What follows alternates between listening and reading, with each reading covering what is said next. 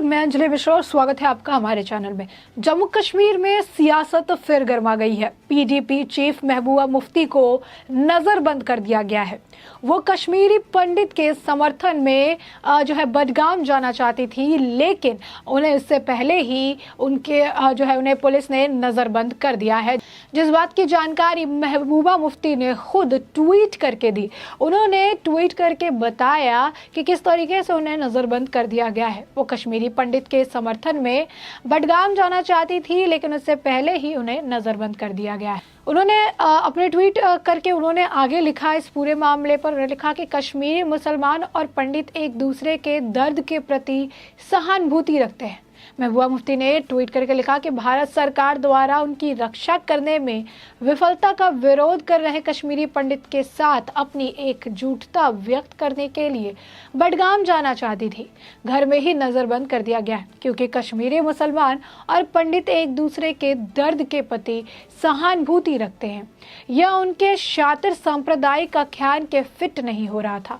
वहीं उन्होंने अपना एक वीडियो भी जारी किया और उसके ऊपर कैप्शन लिखा, लक्षित हत्याओं के मद्देनजर मैं जम्मू कश्मीर के लोगों को इन अशांत समय में एक बार फिर से एक साथ खड़े होने की अपील करती हूं, ताकि भारत सरकार इस दुखद घटना का उपयोग देश भर में मुसलमानों को और बदनाम करने के लिए ना करे।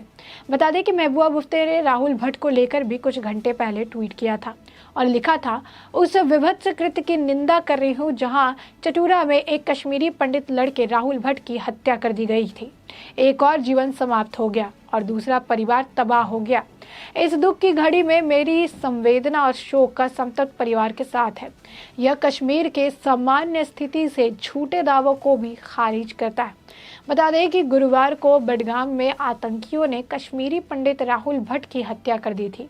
राहुल भट्ट की हत्या को लेकर कश्मीरी पंडितों में आक्रोश है। कश्मीरी पंडितों ने सड़क जाम कर विरोध किया था। बताया जा रहा है कि बडगाम के एयरपोर्ट रोड की ओर बढ़ रहे प्रदर्शनकारियों पर पुलिस ने आंसू गोले और दागे हैं। इससे पहले राहुल भट्ट की अंतिम यात्रा में शामिल होने पहुंचे बीजेपी के प्रदेश अध्यक्ष रविंद्र रैना और जम्मू कश्मीर के पूर्व डिप्टी सीएम कविंद्र गुप्ता को कश्मीरी पंडितों में भारी विरोध का सामना करना पड़ा। कश्मीरी पंडितों ने रविंद्र रैना और कविंद्र गुप्ता पर घेराव कर नारेबाजी की थी। कश्मीरी पंडितों ने भारी विरोध का इन्हें सामना करना पड़ा था। कश्मीरी पंडितों ने रविंद्र रैना और डिप्टी सीएम गए थे कविंद्र गुप्ता, उन्होंने घेराव किया था और जमकर नारेबाजी की। महबूबा मुफ्ती ने फिर ट्वीट करके ये संदेश कहा कि उन्हें नजरबंद कर दिया गया है और बडगाम नहीं जाने दिया जा रहा है।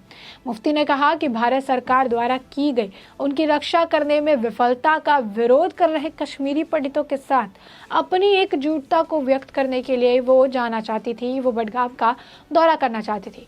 उन्होंने कहा कि इसी कारण से उन्हें अब नजरबंद कर दिया गया है कि कश्मीरी मुसलमान और पंडित एक दूसरे के दर्द को साझा ना कर सके, एक दूसरे के प्रति सहानुभूति जो रखते हैं उसे दिखा ना सके। गौरतलब है कि महबूबा मुफ्ती जरूरत मुद्दों पर विवादास्पद बयान देती रहती हैं। कभी उनका बयान पाकिस्तान के पक्ष में ज़्यादा झुका हुआ दिखता है, तो कभी अपने ही देश के केंद्र सरकार को वो अपने व्यक्तित्व के कटघरे में खड़ा कर देती हैं। जम्मू कश्मीर की आर्टिकल 370 हटने का महबूबा मुफ्ती हमेशा से विरोध करती रही। इसीलिए जम्मू कश्मीर में आर्टिकल 370 हटाने के कुछ घंटे पहले महबूबा मुफ्ती को हाउस अरेस्ट कर लिया गया था। करीब 14 महीने तक नजरबंद रहने के बाद मुफ्ती को रिहा किया गया। बता दें कि वर्ष 2015 में जम्मू कश्मीर में भाजपा और पीडीपी गठबंधन की सरकार बनी थी। बीजेपी ने गठबंधन के बाद मुफ्ती मोहम्मद सैयद मुख्यमंत्री बनाए थे और उनका 7 जनवरी 2016 को निधन हो गया था। जम्मू कश्मीर में संवैधानिक संकट के बीच फिर पीडीपी और बीजेपी सरकार बनाने के लिए तैयार हो गई। 2.5 महीने बाद 4 अप्रैल 2016 को महबूबा मुफ्ती जम्मू कश्मीर की पहली महिला मुख्यमंत्री बनी। जम्मू कश्मीर में कश्मीरी पंडित समुदाय के सदस्यों ने एक दिन पहले केंद्र शासित प्रदेश के बडगाम जिले में आतंकवादियों द्वारा मारे गए कश्मीरी पंडित राहुल भट्ट के हत्या के विरोध में शुक्रवार को सड़क जाम कर प्रदर्शन किया था। और इसी बीच पीपुल्स डेमोक्रेटिक पार्टी की अध्यक्ष पीडीपी अध्यक्ष महबूबा मुफ्ती ने आरोप लगाया कि बडगाम की यात्रा से पहले उन्हें अब घर में बंद कर दिया गया है, जहां उन्होंने कहा कि अब विरोध कर रहे कश्मीरी पंडितों के साथ साथ गलत है, क्योंकि वो वहाँ उनसे मिलना जो है जाना चाहती थी। बता दें कि ये पहली बार नहीं है जब महबूबा मुफ्ती को जो है नज़रबंद किया गया है। इससे जो है कई बार यूँ कहे कि अनगिनत बार उन्हें जो है इस तरीके से नज़रबंद कर दिया गया है, क्योंकि वो हमेशा ही जो है अगेंस्ट में बोलती हैं। क्योंकि महबूबा मुफ्ती अपने भड़काऊ बयान के लिए जानी जाती है, हमेशा दंगा कराने जैसे भड़काऊ बयान, लोगों में नफरत पैदा करने जैसे, भारत सरकार के खिलाफ बयानबाजी करना, कट्टरपंथियों को सपोर्ट करना, उनका समर्थन करना ही महबूबा मुफ्ती का काम है। और यही नहीं, फिलहाल कि अगर उनके बयानबाजी की बात करें तो उन्होंने कहा ही था कि हमारा देश छात्रों, कार्यकर्ता, पत्रकारों देशद्रोह के आरोप लगता रहा तो हमारी स्थिति श्रीलंका से भी बदतर हो जाएगी। उम्मीद है कि बीजेपी श्रीलंका से सबक सीखेगी और सांप्रदायिक तनाव, बहुसंख्यवाद को रोकेगी। पीडीपी प्रमुख महबूबा मुफ्ती ने एक बार फिर से दिल्ली के जहांगीरपुरी में हुई हिंसा पर अल्पसंख्यकों के खिलाफ बुलडोजर चलाने की घटना को एक बार फिर याद किया था। मुफ्ती ने कहा कि वह बहुत ही ज़्यादा दुर्भाग्यपूर्ण है कि जिस तरह से अल्पसंख्यकों पर हमले हो रहे हैं, उनके घरों पर बुलडोजर चलाया जा रहा है। ऐसी घटनाओं पर स्वतः संज्ञान लेने के लिए न्यायपालिका आगे नहीं आ रही। वहीं ताजमहल के मुद्दे पर भी उनका बयान आया था। बीजेपी नेता रजनीश के इलाहाबाद हाई कोर्ट में एक याचिका दायर कर ये दावा किया था कि ताजमहल असल में तेजो महल है। विवाद बढ़ता जा रहा है। उन्होंने ताजमहल के तहखाने के 22 कमरे खोलने की मांग उठा दी, जिसके बाद विवाद के बीच जम्मू कश्मीर के पूर्व मुख्यमंत्री और पीडीपी प्रमुख महबूबा मुफ्ती ने केंद्र पर बड़ा हमला बोला था। उन्होंने चेतावनी दी थी कि यह लोग ताजमहल या लाल किला की जगह मंदिर बनाकर दिखाए।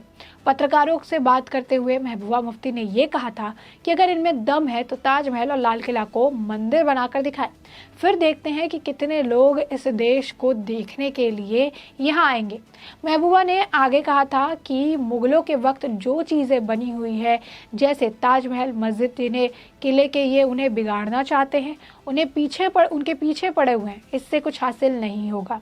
महबूबा ने सरकार पर आरोप लगाया कि ये तमाम विवाद सिर्फ और सिर्फ ध्यान भटकाने के लिए उठाए जा रहे हैं। इस बारे में उन्होंने कहा कि लोगों को गुमराह करने के लिए फिल्मों के पीछे लगा दिया गया है।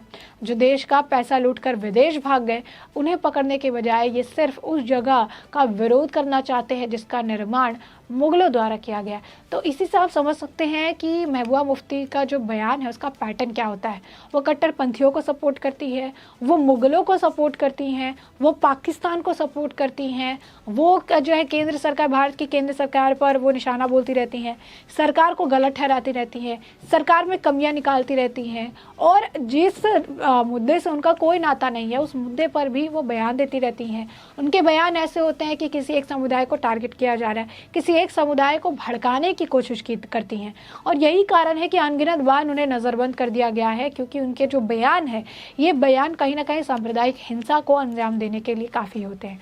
और यही कारण है कि जब भी कोई अहम हिस्सा, कभी भी जब कोई अहम फैसला लिया जाता है तो उस दौरान किसी तरीके की अप्रिय घटना ना हो, इसे सुनिश्चित करने के लिए सबसे पहले महबूबा मुफ्ती को नज़रबंद किया जाता है, जैसे कि आर्टिकल 370 के वक्त 14 महीनों के लिए किया गया था। अब ऐसे में आप देख सकते हैं कि एक बार फिर से महबूबा मुफ्ती को नज़रबंद कर दिया गया, क्योंकि वो राहुल भट्ट जो एक कश्मीरी पंडित है जो कि आतंकवादियों द्वारा मारे गए, उसके परिवार से मिलना चाहती थी और वहाँ पर भी जाके वो इसी तरीके की बयानबाजी करते ही नजर आएंगे। इससे पहले 1 महीने पहले भी इसी तरीके का एक मामला आया था, जहाँ पर एक हिंदू परिवार से मिलने के लिए जाना चाहती थी और उस वक्त मामला काफ़ी ज़्यादा ख़राब था। सरकार ने उनकी सुरक्षा को मद्देनज़र उन्हें नज़रबंद कर दिया था। तो ये महबूबा मुफ्ती का जो है ये टैक्टिक्स है। ऐसे अगर देखिएगा तो कट्टरपंथी मुगलों को, पाकिस्तानियों का समर्थन करती हैं, सरकार के ऊपर सवाल खड़ी करती हैं, लेकिन जब मौका आता है तो मौका परस्त बन के अचानक से हिंदुओं के लिए संवेदन जो है शील नजर आती है, अचानक से संवेदन जो है अपनी संवेदना उनके लिए जताती नजर आती है। अब ऐसे में हमने आपको इसके बारे में पूरी जानकारी दी है कि आखिर महबूबा मुफ्ती को इस बार किस लिए नज़रबंद कर दिया गया है, इसके पीछे का कारण क्या है। तो आपने ये पूरा मामला जान और समझ लिया है। इस पूरे मामले पर आपकी भी जो राय हो हमें कमेंट सेक्शन में कमेंट करके ज़रूर बताएं।